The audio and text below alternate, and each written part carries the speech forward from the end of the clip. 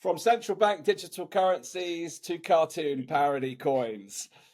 Today, we're going to tackle the subject of meme coins. In fact, we titled this episode WTF is a meme coin. Some people have probably heard of meme coins, others may be serious investors in meme coins. But what on earth is a meme coin?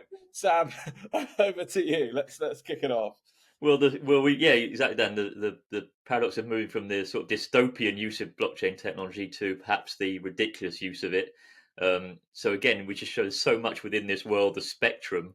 There's so many different aspects to it. So I think it is important to dive into meme coins, and it's very topical. We've had a real surge in meme coins in the last few weeks. A kind of resurgence. It's not something completely new, but it's reared its head again. I think it's important to demystify it and kind of shine a light on it as always, even though it's ridiculous at one sense. It's important to look at it and understand what it is, and that can give you more, a great perspective on what's going on in the markets and the different elements to it. Yeah, so I suppose I looked for a definition of what a meme coin is to inform this discussion, and it's simply described as a cryptocurrency that's originated from an internet meme or has some humorous characteristic, often created as a joke or parody. But as we've seen with, there are lots of popular coins, Doge coins, Shiba, Floki. There's various others seemingly trending around dog images. I'm wondering when the cat trend is going to kick in. Surely short to follow. But Well, cats did catch the NFT bubble, Dan, because right, the crypto kitties, the Ethereum based crypto kitties, were the kind of height of the Ethereum NFT bubble, which was the digital art bubble, and we can always look at that again in more depth because people associate NFTs with that digital art bubble, but in fact, as we've talked about before, and I'm sure we'll talk in the future, NFTs really is the future tokenization of everything, unique assets being tokenized. But yeah, so cats have already played their role. But you're right. Will they come into the coin market more? Who knows? yeah. So my exploration into the kind of definition of what a meme coin is, I think it's fairly self-explanatory. But I was curious to get a sense of it and to take a deeper look at some of the practical utility or potential lack of practical utility. There is some interesting nuance to that, which I'm sure we'll come to. But it took me on a journey to explore where the term meme originally came from. We're used to in the social media culture seeing these memes, these cartoonized graphics that kind of often poke fun at culture or current events. But the word meme was actually first coined supposedly by Richard Dawkins in his 1976 book, The Selfish Gene. And he used it to describe the term meme, he used to describe a unit of cultural transmission or a unit of Right. imitation, and stated that a meme can take the form of a catchy phrase to a popular dance move, and they can be spread through speech, writing, or other forms of communication. But of course, um, with the evolution of social media, that's taken a new prominence. But he really kind of used the term meme to explain how culture evolves, um, and that the most successful ones are the ones that are the ones that go viral. He didn't use the term in the time, but he talked about how they were copied and pasted during times. Um, and really looking back, the origin of memes took the form of simple text-based images that still get shared today on social media platforms. But early on in the days of internet, it was on bulletin boards. But now we're seeing that memes have become a really ubiquitous kind of part of our culture. Many people using memes to communicate and express themselves. And of course, the rise of social media has made it very easy for memes to spread. So I thought it'd be interesting to take a look at the wider context around memes and their role in society. And we've all seen the kind of memes that have a social commentary component. Some have a political activist component. Some are used for advertising. Some are just used to poke fun at the kind of state of affairs, and some are just purely humorous.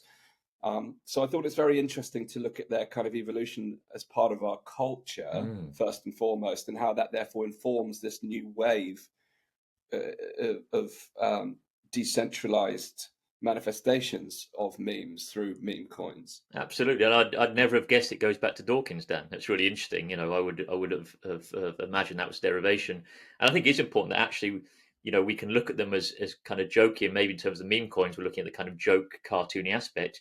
But of course, we've seen it, particularly in the last 3 years, it's been a really powerful way of communicating. So Yes. again, within this word meme, there is the full spectrum.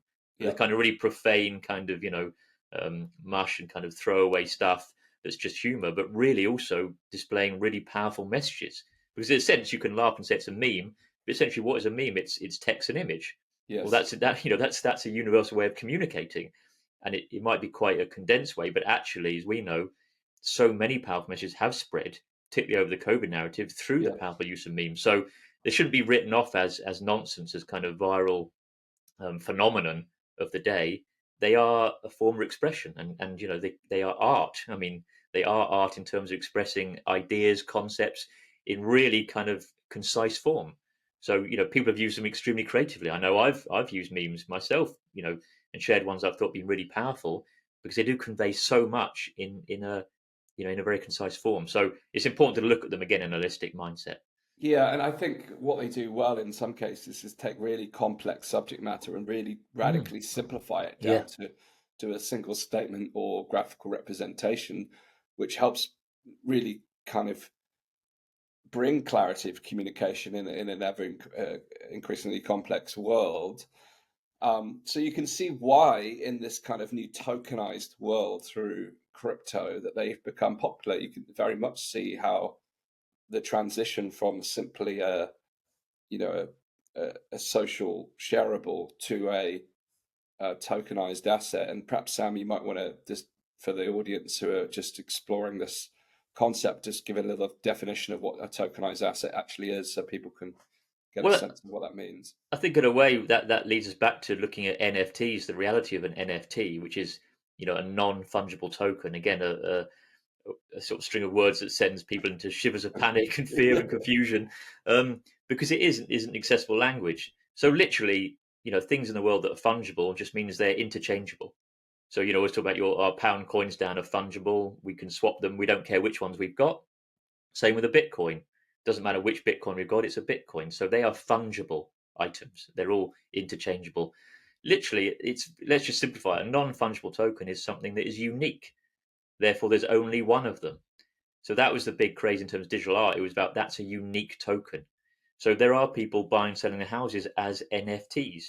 And all that means is, your house is unique. It has characteristics based on its design, its layout, maybe what furniture you've got in it, what extensions you've done.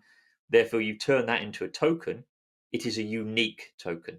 So it's going to be one contract, one deed, essentially electronic deed. So tokenization is really just the future way of transacting assets digitally, which is why I'm so bullish on this whole blockchain area, because I understand that tokenization is the future across all asset classes because it's a more efficient way of trading. So already we can see the tokenization of real world assets happening. You can buy tokenized gold and silver. Um, as I said, almost this huge growth of NFTs that will come will have endless utility. A lot of people have looked to the NFT bubble of art and thought that's ridiculous, but that's the bubble phase, which was just about kind of celebrities selling big bits of art and getting excited about that kind of that bubble iteration. But really, NFTs can be memberships or deeds or tickets to concerts, or anything can be an NFT. And I think it brings up this idea of people sort of say there's nothing to these digital contracts, and that there's much more nuance when you think about it, because that's like saying, well, there's nothing to your. Let's think about pre-blockchain. That's like saying there's no value to your concert tickets. Well, if you're desperate to see that band and you paid 100 quid for that concert ticket, somebody else wants to maybe buy it off you for 200 quid, it has got value. So the fact it's just a digital version of that, which we already have, you might have a ticket on your phone now. That is just a bit of code, and there's nothing tangible to it, but it has value because it gains you access to something. So it does have utility. So it's all about utility, and demand is what gives value. So I think it's important to sort of mystify this thing. Just because it's a bit of code or it's a bit of electronic data, that it has no value in the world. We're so attached to intrinsic. Well, we can see in our own lives it does. Those people who say that thing are equally have concert tickets and have these things that have no value apart from they get you access to somewhere, and therefore there's demand for that, and you've actually paid money for that, so it does have value. So Yeah, tokenization is really about bringing assets into a digital format. Um, and there are loads of pros to that on a pure in terms of efficiency and of trading. Because I've often said, in terms of transacting, we've moved on massively over the last 20, 30 years in the way we transact. But the way transactions settle is still in the dark ages and can take a lot of time, as we've seen with payments over international payments. So this new blockchain iteration of setting transactions will be much quicker, much more efficient, much cheaper, cut out a lot of third parties. So this move towards tokenization is something we're going to see hugely across all asset classes, and it's going to disrupt all manner of industries now. Yeah, I mean, there's a couple of really important points to pull out from what you've just shared there. So, firstly, well, the two parts I'd like to draw upon is the perception of value, and the Yeah, second part is the mode of exchange, because both of those are relevant in the context of meme coins. If you think about art as a concept, if you trace the history of art, there was a period in time where the perception of the quality of the artist was down to their ability to accurately represent reality through the medium of, say, painting or drawing. But over time, the what has been appreciated in art has changed. So the ability for someone to be able to accurately portray a plant or an individual or a landscape, for instance, has varied, and the interpretation of the subject and the emergence of abstract art. Some people would never understand the perceived value of such art, but um, even if you don't understand the perception of the type, or you don't understand the value of a specific style of art, the actual joy that it brings the individual is in itself of practical value.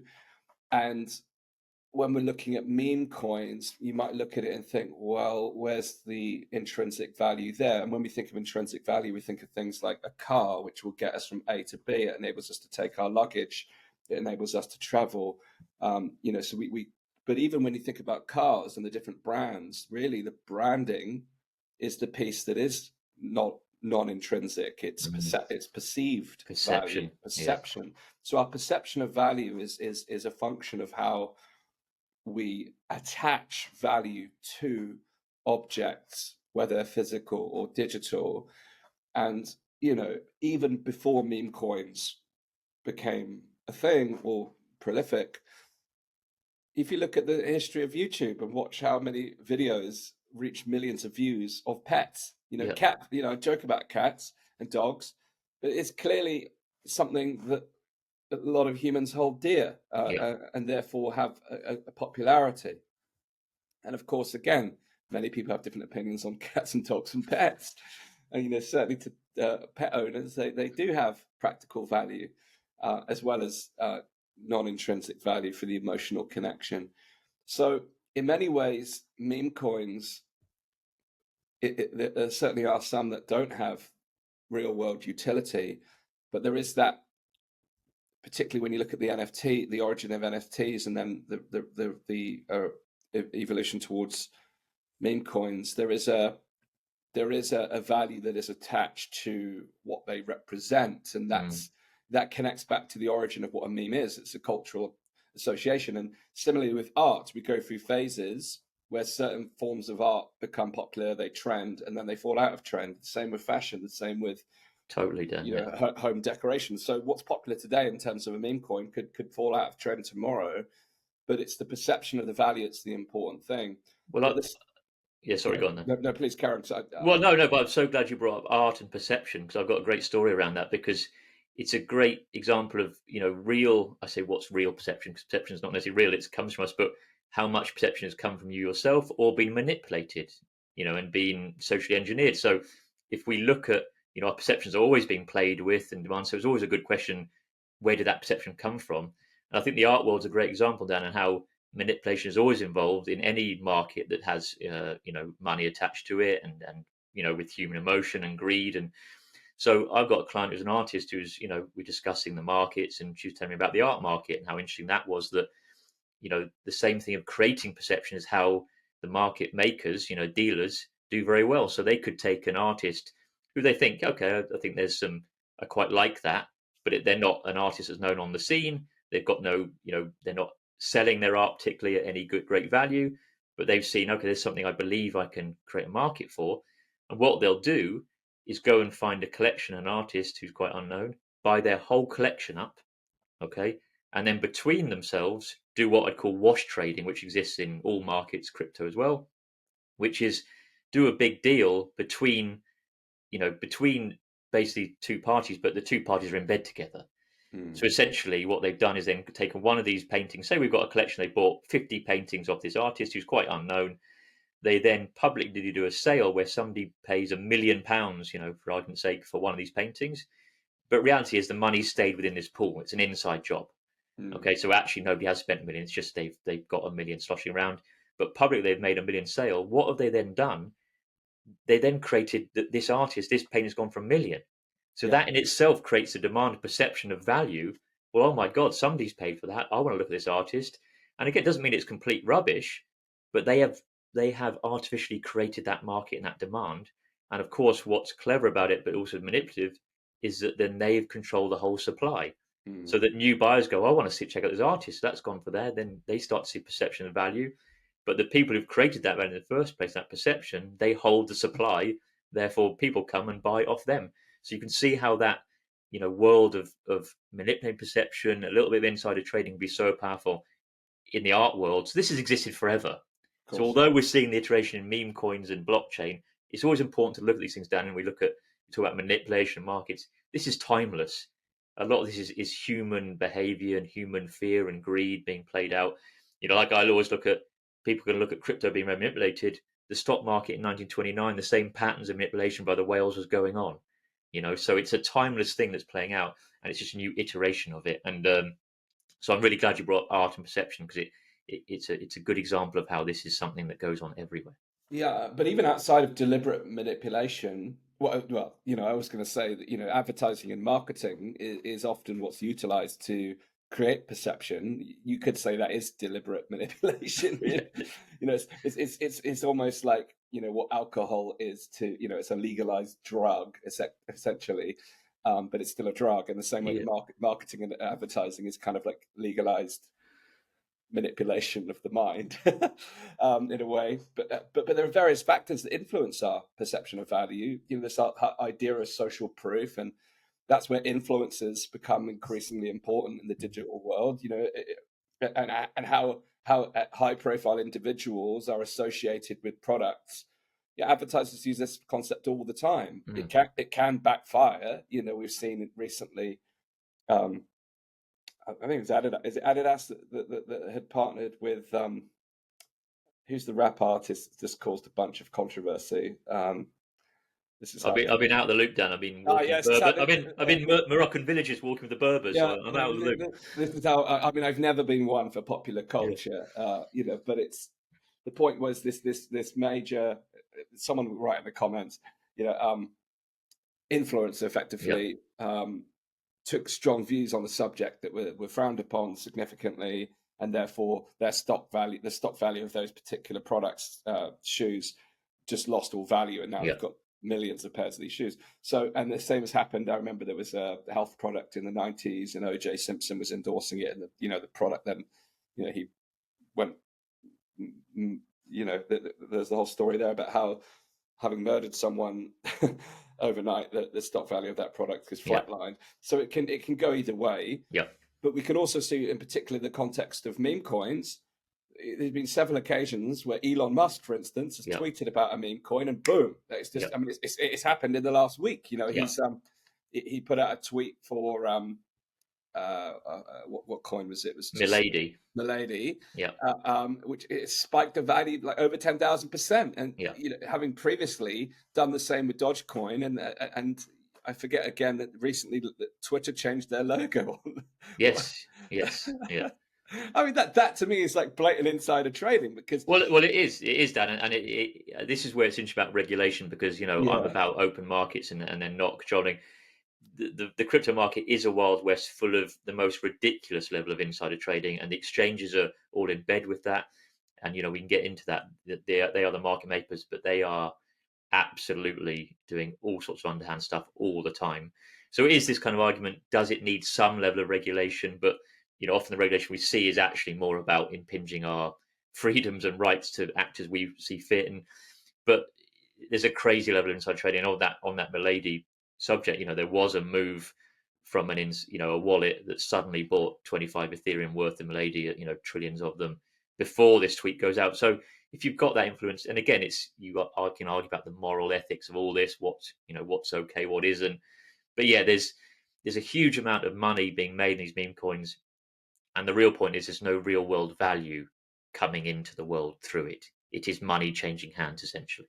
Yes, and that's again why they've become popular, because of the high level of volatility, and that creates large price swings and massive gains. So, if you're paying attention to these influencers and you buy this particular coin at the point of its, you see the tweet and you get on it and it's rising 10,000%, you can cash out at the peak of that curve and make serious gains, which is why, and another reason they've become popular is because of not only the hype surrounding it, but the potential to generate large profits. Totally, there are people putting $100 in and coming out with $1 million. But It's always important to remember that for each person that's put $100 in and come out with $1 million, there are 10,000 people who've lost 100,000. I mean, lost $100. So that money is just moved from other people.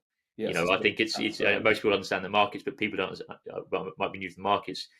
It's important to realize that money hasn't been created anywhere. There hasn't been any intrinsic value generated that then you've taken profits from. It's literally, a scheme of, well, you've taken the other money in the pool that's flooded in. So, there's always somebody on the other side of the trade. Yes, absolutely. It's always important to remember that. Yes, absolutely. But that's again a reason why they've become highly speculative investment assets, because of those opportunities. Now, the second point I wanted to draw out from what you previously shared was this: the ticket exchange is a really, really good example, because even now with meme coins, where the initial surface perception is that they may have no real world application, already we have started to see how some of these meme coins are being utilized in the real world. So Dogecoin, for example, in 2021, the Dallas Mavericks, who it's an NBA team, they decided to accept Dogecoin as payment for tickets and merchandise. So, they're actually utilizing it as a mode of exchange. Yeah, as did Musk accepted it for Tesla merchandise. Yeah. Right. Yeah. And then of course, within this new world of decentralized apps, which is a whole new emerging field, if you think about the centralized apps that you have in your app store on Apple or Android, there's a whole now Web3 decentralized version of this emerging, an entire ecosystem. And many of these meme coins can be used to access those apps, the online communities. So it's a mode of exchange. And interesting enough, I was with some friends at the weekend for a friend's birthday, and we're all parent age now, so there's loads of kids there, and it reminded me of my youth, because these kids were swapping football trading cards. Right. Yeah. And I did that when I was the Panini stickers when I was young. I had all that, and it was fascinating to see how one of my friend's children went over to his dad, who doesn't follow football, was asking if this trade that his friend had proposed was a good trade, and he said, "Go and see Dan. Dan knows about football." So he came over and said, "My friend is going to give me these 5 cards for this one player." Now, that player's Neymar. You don't need to know about football, but he's a Brazilian, world-class football player. And in order to a high value one and a rare card, in these games, in these trading cards, there's usually rare cards. And they'd offered 5 players in exchange for this one card. And I said, well, quite frankly, that this is a rare card. It's a high-level quality player. Whilst there are some good players in these 5 cards, I don't think it's a fair trade. And he said, well, it's too late. I've already done it. I said, well, why are you coming to ask me now? But again, even as a child, he's making a perception of value, and you could argue that the footballers themselves have real utility in their ability to score goals or, contribute to the game. But that trading, it was interesting to watch the trading and how the kids were associating value between these cards. And where did the value come from then? You just, put your finger on it. Scarcity. Yes.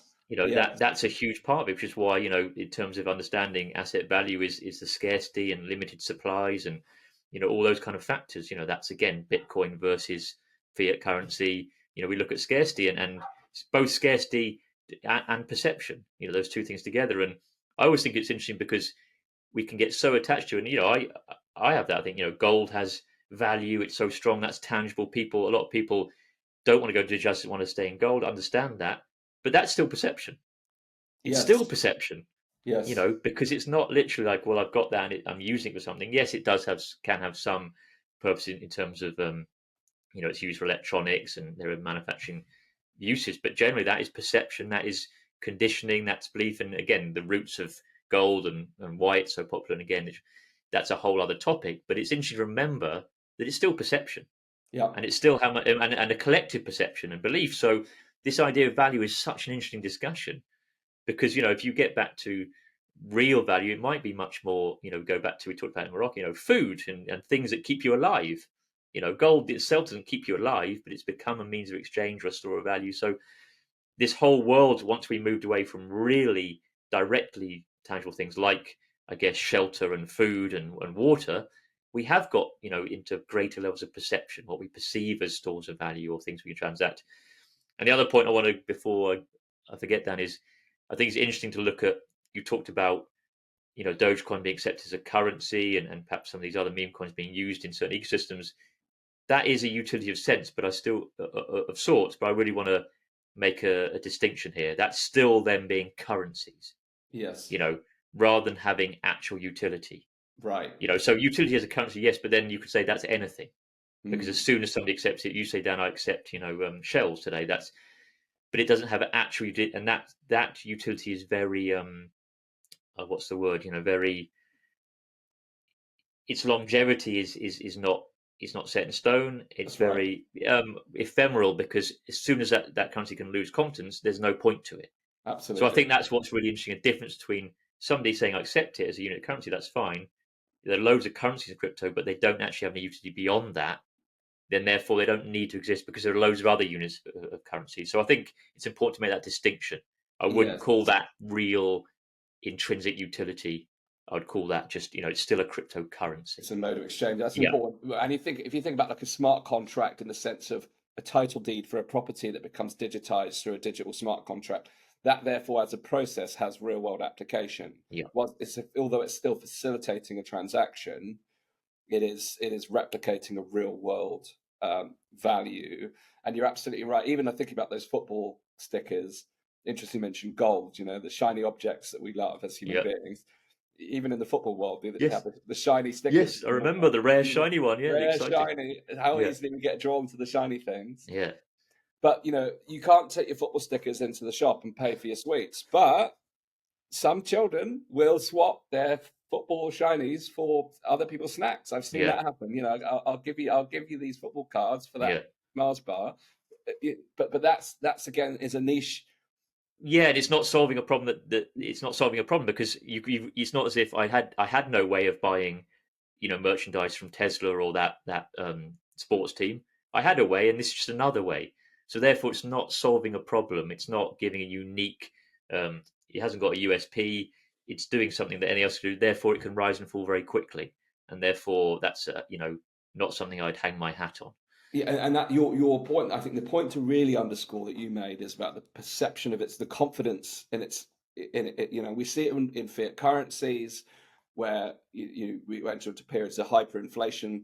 There's a lack of confidence in the currency. All of the moves since the detachment from the gold standard, we've seen huge variances in the value of currencies, and the same is going to be true of these modes of exchange in terms of meme coins. What's popular today could lose all popularity tomorrow, and similarly the value, you could hold the greatest amount of those coins, but they could be worth nothing tomorrow. Well, exactly. Well, one tweet can create it, one tweet can destroy it. A project, I think that's the point, a project with real utility that's solving real world problems and has got building an ecosystem that's based on real world value and solutions, that cannot be made or destroyed by a tweet. Whereas these literally are exactly that. They are completely riding emotion and the moment, which is why they rise and fall. And there's nothing else behind that really. And again, some of them might argue, in the future we're going to have utility, but that's the classic scenario of a lot of these projects that pop up. It's don't worry, we're going to build utility on the Rhine. We haven't thought of it. They don't know. That's a way of just keeping it going. Yes. Yeah. Promising some. We don't know what it is, but hold on, keep going. And so yeah, it's important to make that distinction. And because really, essentially, why are people buying them? They're buying them because they believe other people are going to buy them and they're going to make some money. Yes. That's really why people are buying. So although people are buying other things because they believe they want to make some money, but they believe that there's going to be a great demand for it because it has real utility. And that's why I always look at sort of solid digital assets over cryptocurrencies per se. Particularly these meme coins that come out very quickly, and the rise of Pepe has been astronomical, because I think it got to number 52 in the top 100. Came from nowhere up to a market cap over $1 billion just by the viral nature of the internet and emotion and all these platforms. So their rise is extraordinary. But yeah, it's look at them for what they are and understand what's going on. It's really important. Yeah, there's a few things I'd like to add about Pepe, but I'll come back to that later. Now, it's so tricky, really, because this conversation about practical value, because there will be technologies that are emerging that are using cryptocurrency or even meme coins as their mode of tokenization, that may eventually lead to, or is leading to, practical value. And I think Flocky, again, another dog coin, is another example of this, where again it's still the rationale that you put across is still true, but within the Flocky ecosystem, if you're holding the token, you can play the games within their ecosystem. Yeah. Okay. So but that again is a niche market that's been created, and regulation could completely can that potentially, but and also using it as a token to use as an access point of exchange into their educational material, because they create cryptocurrency education. So there's these angles into communities that are emerging, and they're using these tokens as a mode of exchange to enter and access the services and products they offer. Yeah, certain ecosystems are building, and the gaming area is huge and will be huge. Whatever you think about it, I always say I'm not when I talk about these things, not because I support that or I think that's a great future for humanity. I'm just realistic. I see what's going on. That is huge. Yes. That's that, and there are. I don't have children myself, but I know friends, who have them, who've talked about things like Roblox. Is it Roblox? Yes, These yeah, huge yeah, ecosystems yeah. that children playing, and that's, that area is going to be absolutely extraordinary. Yeah. Yeah, esports. If say EA Sports launched like a football coin, and that gave you access to play the latest FIFA, join the community. Again, there is this. It's an alternative to the way that we currently access or historically accessed gaming communities. So there is this whole new world that's emerging. But even then, the value associated with the tokens or the coins themselves will be subject to all these outside factors, and the future of the regulatory market means that as a tradable asset, it becomes a risk. But if you're investing in these coins to play these games, and they're often play to earn games, actually. Yep. So again, there is a financial component to this, where people are trying to earn a living or earn an income from these games. And again, there's a whole question mark around the legitimacy of some of those games, and the schemes that kind of emerge from those, as well as the legitimate games. So there's a whole grey area around this. And plus, the other element I find really fascinating, Sam, is within these decentralized communities is the governance structure. So by holding the coins, yep, you actually have an opportunity to vote on the future of the project or the community or the service or the product. Even with games, with the gaming market, this is fascinating. So that if you're a token holder, you get to actually play a role in determining the future of the game. Totally, Dan. And I think this is why it's important to look at this, and I'm with you. I'm not a big fan of a lot of this, use case of certain areas, but I think it's really important to look at it as we do, holistic, neutrally, to see what's going on. And within the examples you're giving, there might be stuff that we view as really profane and maybe not great for, future humanity. But there are equally, on the other side of the spectrum, what you've alluded to there is what you're bleeding into is DAOs, Dan. Mm-hmm. Yes. decentralized autonomous organizations, which is having voting rights and having a real democratic format of holding the tokens, having voting rights, being part of an ecosystem and right. And that is there are a huge number of DAOs, and they are doing really grassroots important work. So that's where I never get attached. People get attached to labels of this is just nonsense. I don't like this. Within that spectrum, the technology and the use cases, there is everything from the most, from the sublime to the ridiculous. I mean, it's all in there, and I think that's why understanding this shift that's happening is so useful, and getting a bigger picture. And I'm glad you brought up that aspect because that is huge as well. Yeah, that you're holding it, and you're part of, that you can be part of DAOs and part of that decision making process. And there's all sorts of interesting things going on in that world, and that will grow enormously. Yeah, and there's a real general lack of visibility about that emerging world in the kind of Yeah. mainstream culture. But it's an earlier stage of adoption, but there's some really amazing things happening there, and perhaps we'll touch on some of those. Well, it comes back to what gets the headlines. Yeah. So the headlines for somebody who's not aware of this space, and I think this does play into the elite's agendas, is that all these meme coins that are backed by nothing, that are kind of just money Ponzi schemes, they make the headlines, even the mainstream. They're talked about. So the association can be, well, it's just all nonsense. People are just buying, it's a casino and they're just buying cartoon coins. It's all, this is ridiculous. And I'd agree with a lot of that sentiment, but that's not the full picture. Absolutely. So what you're not getting in it, because that's, a newsworthy kind of nugget that somebody can read quickly. And I see it, Dan. I was in a barber's yesterday, and the guy got chatting to what I do, and I was talking about, crypto education and consulting and talking about the financial reset. And one guy was really interesting because he was Turkish and had seen what's happening in Turkey going to, hyperinflation and people moving to other assets. So he was really interested. But I could see the guy in the next chair rolling his eyes just about crypto, because there is this such powerful thing. Oh, it's crypto. I could just sense that energy, Dan, when you pick up something that they don't understand. They just want to go, oh, God, that's just nonsense. And he may have seen the headlines around meme coins and all that nonsense. So I think it's also, it ties into potentially suits their agenda to put out this narrative about meme coins because they can then say, look, it is nonsense. They know it's not nonsense, the underlying tech, but there's two factors. They're also pushing this narrative of crypto is a fad, it's a scam, which a lot of these meme coins and their derivatives can be scams going on, and rug pulls, people having their money, projects, owners of projects owning too many tokens, pumping up the price, pulling the rug on it, taking a lot of liquidity. So they're shining a light on that, and they can say, well, this needs to be regulated, you need to be saved from all this. Whilst equally they're scaring people out of the real solid digital assets and this growth while they're busy buying up and owning it. So there's so much going on, Dan, but I think it's really important which is why we have discussions, to give a holistic view of it. Yes. Because no one in the mainstream is getting the full story ever about anything, and same with crypto.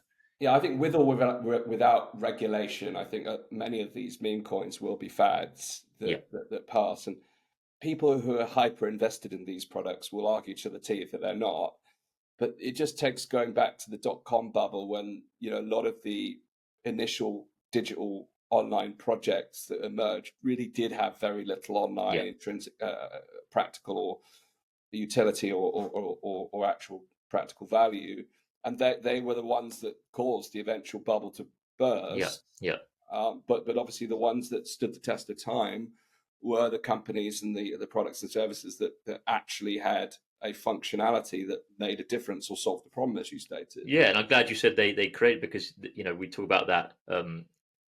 Hard times create good men. Strong men create good times. Good times create weak men. But the same. That's the kind of meme in itself, Dan. But that relates to it can be translated to crypto, where Bitcoiners create bull markets create shitcoiners. Shitcoiners create bear markets, So we go in that cycle, and then bear markets create Bitcoiners, so we go again. So they proliferate in those times, exactly.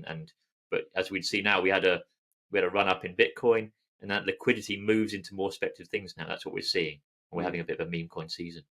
We are, yeah, and they certainly hit the headlines in the recent weeks of Pepe and various other coins. And I think it's important for us to point out, because people might not be aware of this. I mean, it's not myself and you, we're not coders, Dan. We could, but that anybody who has those skills could create a coin just like that, today. Yes. So I think people don't understand the tech. The people who code, it is creating something out of thin air. It is creating some code. and then it's all marketing and launching it, whatever. So I think people do need to understand that the coders can create, which is why there are, when you get a meme coin like Pepe or even Flocky, there'll be about 1,000 mimics of it created the next day, trying to Absolutely. write to confuse people that they think they bought that, because a lot of people who are not clued up in this market, and B, just to try and ride that. So there'll be mini Pepe, or baby Pepe, or but they're created in half an hour at launch. So I think it's important we understand that's how quickly it can be created. Yeah, and the FOMO, Yeah, the human emotion that drives that, totally. So it means that people will still buy like the mini Pepes, because just in case, that rises. So it's they're almost hedging or diversifying. Yeah. But yeah, alongside that, there are a lot of scams. I mean, the Pepe's brought a load of scams with it, and people just have to be hyper vigilant. We were on our Navigating the Financial Reset call recently as part of the Crypto Cafe session, and one of our members had previously been scammed. She showed us on the screen, and again, it's through people on YouTube comments and Telegram channels, who are Twitter feeds. I mean, yesterday I posted something, and it's been retweeted by a bunch of scammers who are literally trying to take your money. And you'll see on a lot of crypto YouTubes, they're all bot accounts talking about an Amazon token that doesn't exist, right? And they've got a full ecosystem of bots who talk within each other about this token, and I had somebody get in touch with me and go, "What do you think about this Amazon token?" And I said, "It doesn't exist." But it's that powerful, because if you're not clued up and you're not really on the ball, you need to be really vigilant about these things, definitely. So it's a fascinating subject, and the Pepe one became controversial because they said that it's a symbol of the alt-right. So the political dimension came into this one, and it's because in 2016 the symbol, because it has been used in in contexts that may be associated with that kind of political conversation.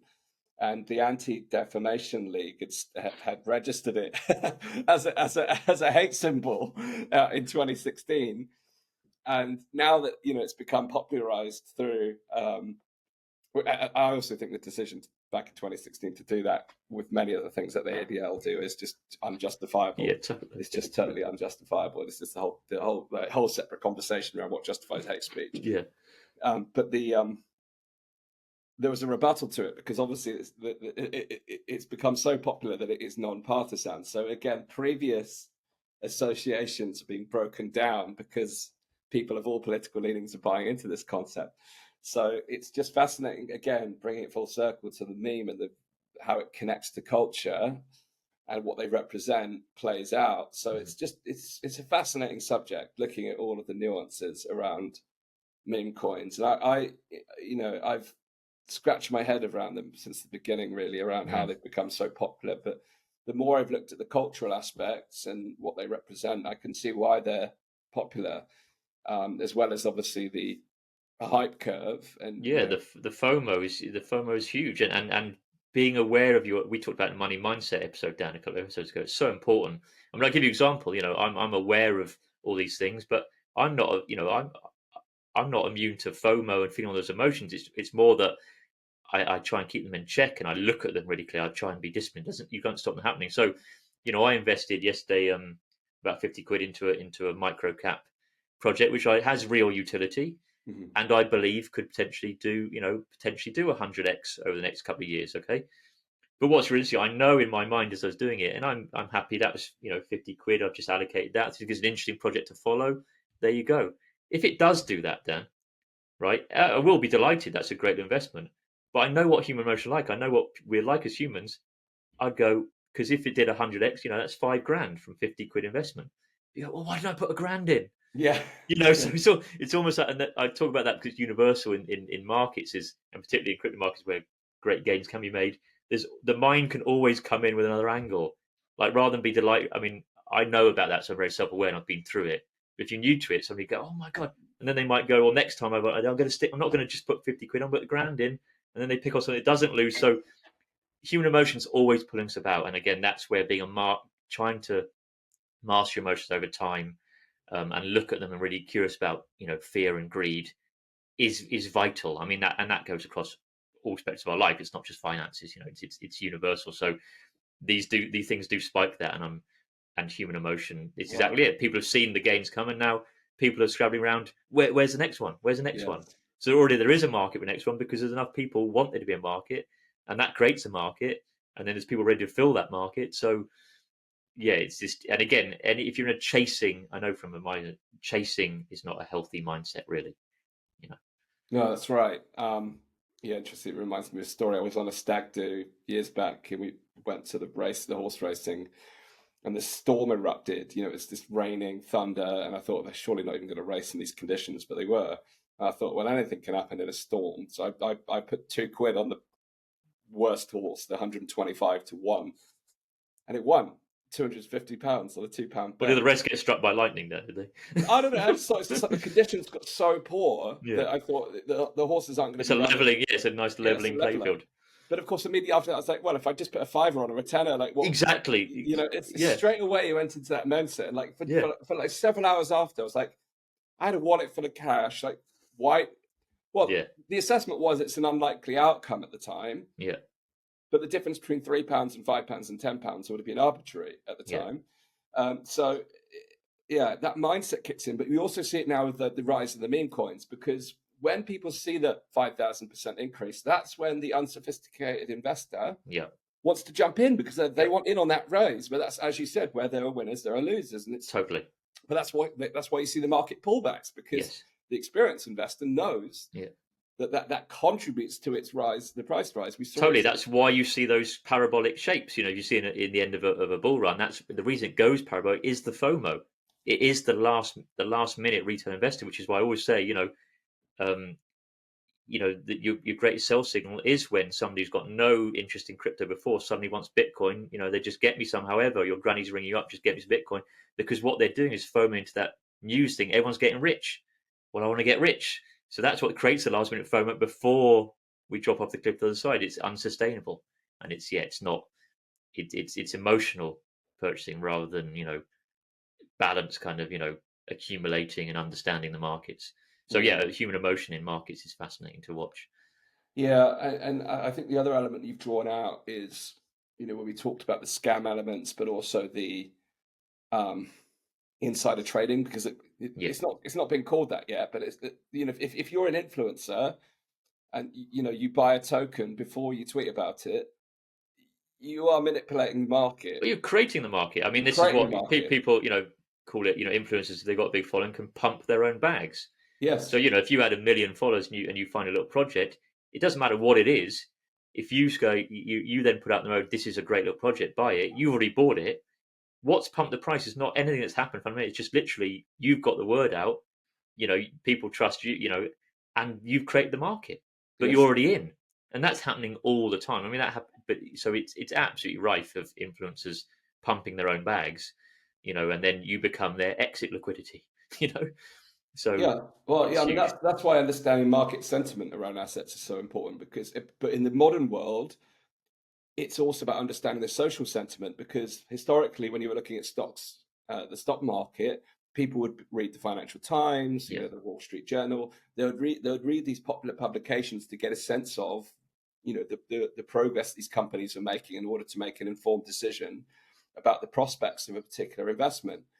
Well, now that underlying value attribution is still important, to understand the prospect from a utility point of view.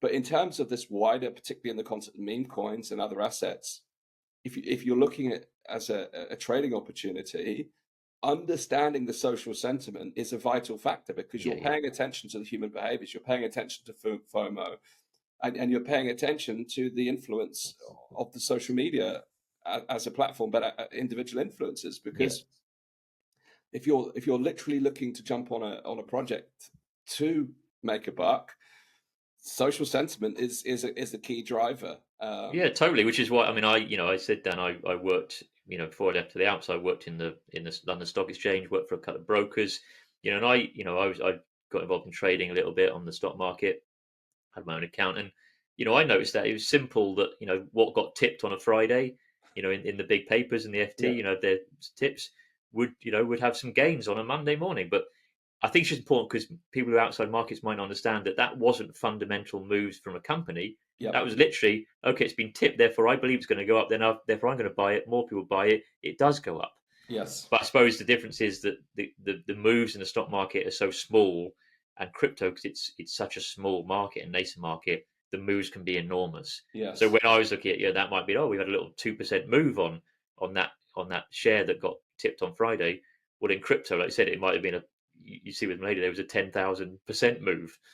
So that's where it's kind of like the stock market, but on steroids or on crack cocaine. Yes. Yeah. Yeah. And there are lots of social media tracking tools to assess the kind of volume of conversation. We mentioned Flocky earlier on.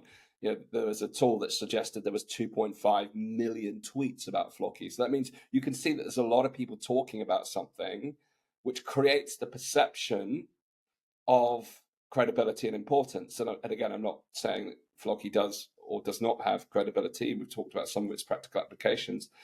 We're not shilling Flocky. Not full disclosure. I don't. Did you just before you jumped on, Dan bought a load of Flocky? Yeah, I don't know. I think the utility of Flocky is unreal. I think this could be the next Bitcoin. Yes, exactly. I think this will probably in the next 10 years overtake Bitcoin, Ethereum. Yeah. Not financial advice, but just my opinion. Now I have to put a banner on the screen to say that we're joking. We have to be in this world. We have to be so explicit. I don't hold any Flocky, just to be clear. But to use it as an example, when we see this 2.5 million tweets, that shifts the perception of the asset. So if you're looking at this for an investment opportunity or any asset, looking at the social sentiment in the context of crypto is an angle that most people overlook, but it's so important. Well, we had it done. We had an mini AI bull run just when ChatGPT came out. It wasn't. I mean, there were obviously advances going on, and there are advances in a lot of these AI projects because a lot of those in the market. But that was just sentiment around AI. Therefore, it's kind of like emotion around that topic. So all these AI projects, like there are loads of them, FET, AGI, whatever. They went on huge runs, okay, and that was just liquidity moving towards. Okay, I think AI is the next big thing. Let's move there. It was just liquidity at that time. It's flowed back out again. Yes, and now we're seeing liquidity flow into meme coins, and so you're absolutely right. This is people trading on short-term emotion, and again, that's why I always say there are so many different ways to be in this market. You don't need to be looking at that. A lot of people are investing in solid fundamentals for the long term. It's almost a different way to be in this market. There are so many ways to be in this market. I always want to make that clear. Well, people kind of look and go, oh God, I don't want to be involved in that. Absolutely, lots of people aren't involved in any of that. Yeah, and I think that's the important, because that was literally where my mind was going, because it brings into the conversation around trading strategies, because a lot of people are in it for the long haul. Similarly, the long-term investors within the context of the dot-com bubble, ones that took a long view and looked for the projects that had the greatest real-world application, the greatest opportunity to add real utility and solve real problems. Yeah. They took a long view and they invested in the companies that they. And if you actually look back at the successful investors during that time, they again took a very diversified approach, both within the ecosystem itself, the online media, the online digital ecosystem, but also outside of it. We've talked about this in the Navigating the Financial Reset program, the importance of diversifying across asset classes, particularly during volatile times like this. So the successful investors took that view. They diversified within the asset class, but also outside of it. And again, when we're looking at what's happening now with all the hype around meme coins and cryptocurrency as a whole, people aren't kind of covering their backs by diversifying. I say some people are not covering their backs by diversifying within and outside of the asset class, because the reality is the future of this market, the future of the meme coin market is certainly unknown, but the future of the crypto market and the digital assets market is unknown, with the probability of the inevitability of regulation. Inevitability, absolutely. Inevitability. But again, as we've talked about before, regulation brings also benefits as well as problems. And the hard reality is, within the kind of manipulation of the markets that we've discussed, the insider trading, this is where there's a lack of responsibility that comes with the freedoms that we currently face within the market. And unfortunately, that's the human condition. It's the negative, dark side of the human condition that drives that behavior. And it's the classic case of some people spoil it for everyone. And Yeah. that's why lawmakers come in to say, okay, that behavior is not acceptable. We don't have a social contract that says we don't do this. Yeah. It's immoral or it's unethical to do so. And even if we did have a social contract that said that, as you know, a social contract is an abstraction. It's not a legally binding written document of moral code. But it's the reason why we end up with legal regulations, because the exception creates the rule. And that's unfortunately the nature of reality. And what people like me and you like, we want people to own their own risks, Dan. Yes. It's like I said, my frustration with the banks is that they're, implicating real strong controls over it because of the risks of things in the real world. And I'm saying, well, I'm all right with those risks, and there will other people aren't. Yes. Therefore, we're treating you like everybody else. Well, I want to sign a contract saying when I take my money out, if I lose it or get scammed, I'm not going to come back to you and say it's your fault, because it's not your fault, it's my fault. But unfortunately, you're absolutely right that there'd be enough people they've got into that dependence mind state where, as I said in the last episode, it's coming from the top, but also coming back from the bottom. And people, they create a situation where people are almost demanding that kind of nanny state protection. And the people who want freedom, I always go, well, that absolutely is my risk, and I'm happy with that. So if, and I have to learn from my own mistakes, and I don't always have this endless safety net of I'll blame it on somebody else and hopefully they'll bail me out. And that means, again, trading freedom for security, this payoff, which they've got a lot of scared. I want to go, okay, that's my responsibility, and life isn't secure. So yeah, exactly that, Dan. If you know what you hold, you know your risk profile. If you're holding some meme coins, you understand why and you understand the risk. And if you understand, if you're holding a real, utility project that's creating, real world solutions and you're very confident will survive any regulation and is great needed, then that's a whole different ballgame. Yeah. So within that spectrum, there's everything. But again, it comes back to education, you being aware.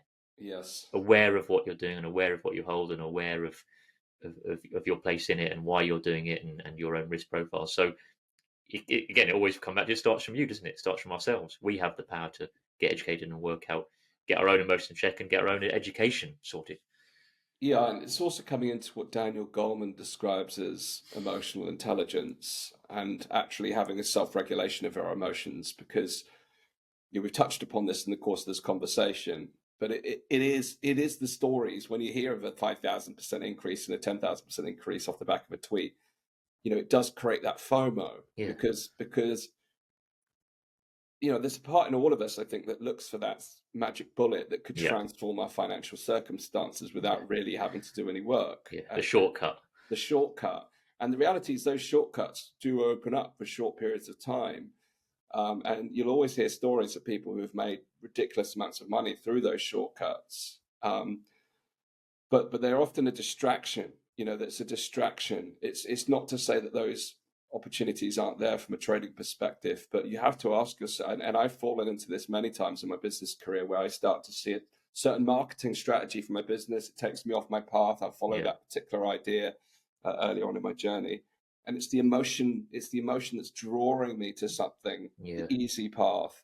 Well, the reality is the people who win over the long term rarely take the easy path. Totally. Consistency and a long-term approach and reaping rewards. And I think it feels, it sounds cliche, but I think it feels more holistic and sustainable because, rapid growth in anything often isn't sustainable. Yeah. It's because you haven't built foundations along the way. So we talked about the money mindset, but that can even lead into practicalities if you haven't built the infrastructure or the way of dealing with that. Whereas if you've built your platform, whatever that is, I talk about that emotionally or practically, your kind of platform, your ecosystem up there, then that's something that really sort of can and have longevity down and then can grow in other areas and be. So yeah, absolutely, there is this kind of part of our minds that wants the Hollywood, shortcut, the kind of, and that's where interestingly in markets, retail investors often suffer because they're trying to hit the bottom and hit the top rather than just the smart people are systematically taking good profits. Yes, they're not trying to get I've done it in one and I'm out. I had that. Early in my crypto group, always like I want to get hit the Hollywood moment and get out, and be done. Whereas actually, it's been a long road of continuous work and managing my emotions, and there's been much more growth in it as well, though, Dan. So although it's like all these things, it's harder work, but actually it's more satisfying and it has greater benefits to it all around. Yeah, well, the old adage from the casino world of the house always wins. The amount of people I've known, I know a number of people who have hit those done in one moments. Yeah, They've they've bought a coin that's on and up. They've traded in, traded out, and made a huge sum of money.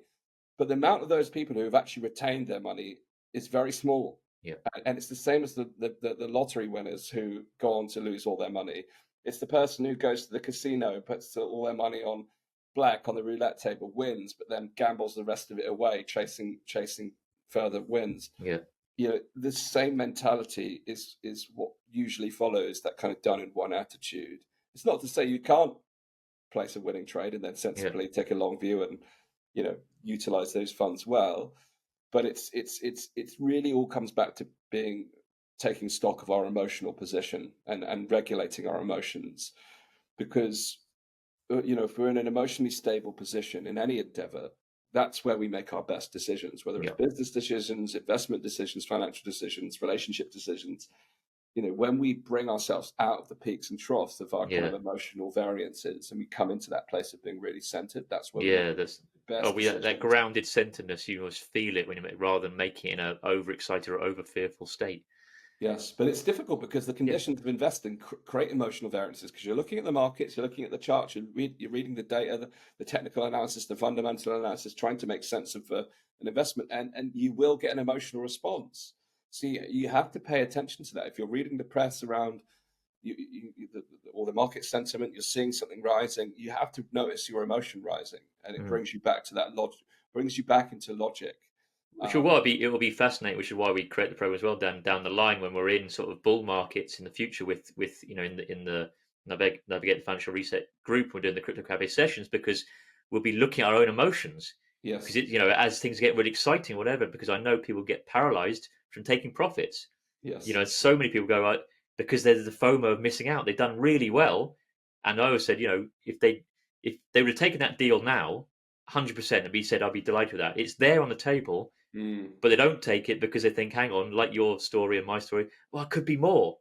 And I think it's been really interesting, which is why it's so great to have each other to have the discussions as they're happening because the emotion on your own can really get to you, and that's why having a supportive you know, I've got surrounded by people I know you are and with each other and also within the group we've created that ecosystem where you can look at those emotions, you know, as they come up and analyze them and that's what's going to help us all be better prepared and take better actions, you know, and not be a victim of our own emotions in the moment. yeah, and maybe it's perhaps a subject for a future conversation. Actually, Sam, how we have emotionally regulation, regulate how we regulate our emotions and the practices that can be done. Because you know, if you let, you know, we're trying to be the antithesis of what a lot of the content that's out there on the crypto space, where you see these like wide open, like Yeah. shock face, like this is rising. It's like they're the ones creating the high. Yeah. You know, it Yeah. creates that emotional intensity. The FOMO kicks in immediately. We're trying to bring it to like, okay, let's take a look at this. Yeah. Let's really assess the situation and pull the trigger when the trigger needs to be pulled. But you're absolutely right on that up cycle when things are getting. And this we've talked about it in the context of economic cycles in terms of the micro cycles and the macro cycles, because it happens within the macroeconomics where we're in a period of prosperity. There's the belief that Yeah. prosperity, and it goes back to what you said: strong times good times create weak leaders, and Yeah. Yeah. you know, hard times create strong leaders.